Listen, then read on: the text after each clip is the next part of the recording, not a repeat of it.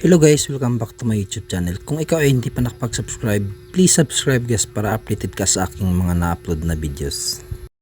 Okay yung Coke tsaka JD Minimix ko ikaw bro kasi lazy Dinidis ko ngayon. Sa videos na ito guys, ipapakita ko sa inyo yung ginawa kong videos about sa Facebook page ko na may unoriginal content at limited originality of content. Yung ginawa kong videos dati. Ito na guys yung update niya. Ipapakita ko sa inyo. Punta tayo sa professional dashboard. Anday, kung makikita nyo naman guys, kasi nag-umpisa na ako mag-upload dito. Ayun, nakikita nyo na yung kulay green.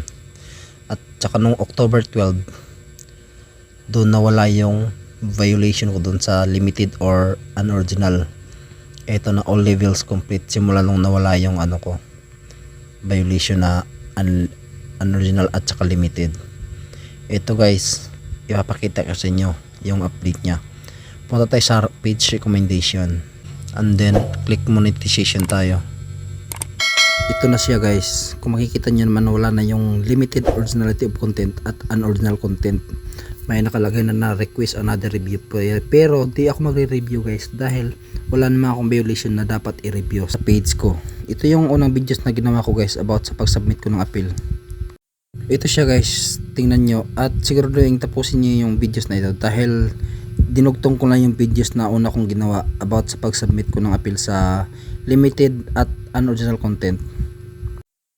Ito yung unang videos na ginawa ko guys nung submit ako ng appeal about sa unoriginal content at limited originality of content. Ito guys, tingnan nyo at tapusin nyo yung video para makita nyo kung paano ako nag-appeal dito. Hindi nyo naman dito guys, yung page ko is recommendable.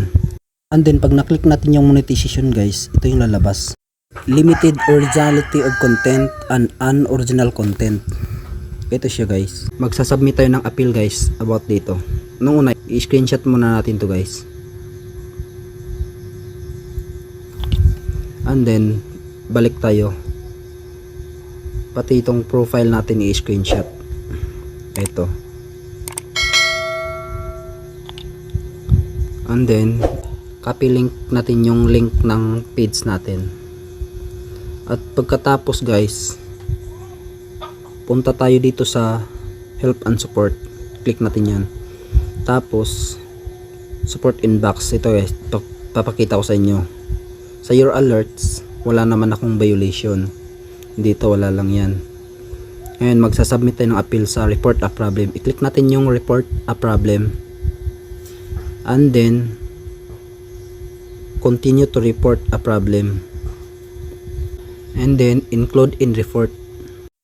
Ayan guys, kung makikita nyo may pagpipilian kung ano yung isasubmit mo, Facebook ba or page. Sa akin guys, page.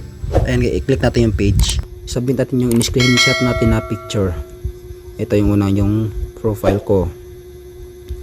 And then yung ito sa violations. Ayan. Ito guys, dito mo isusulat yung sasabihin mo about sa Facebook team. Ganito guys, sundan nyo to. Dapat tapusin nyo tong videos na ito. Ito yung sinulat ko guys. Ginaya ko lang to nung una kong pag-submit. Hello Facebook team, please remove my violation as soon as possible and review my Facebook page. Thank you Facebook team. I hope you can help me to resolve my problem issues about limited originality of content and unoriginal content. Thank you Facebook team. I hope this month my violation is clear. Thank you and God bless you all. Sabi kong ganun guys.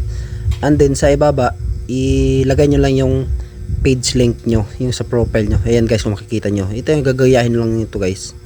Ganun lang guys, kadali. At pagkatapos nyan guys, i-send report nyo na. Yun lang guys, antayin na lang natin na ma-remove yung violation natin sa limited originality of content at unoriginal content. Ganun lang guys, kadali.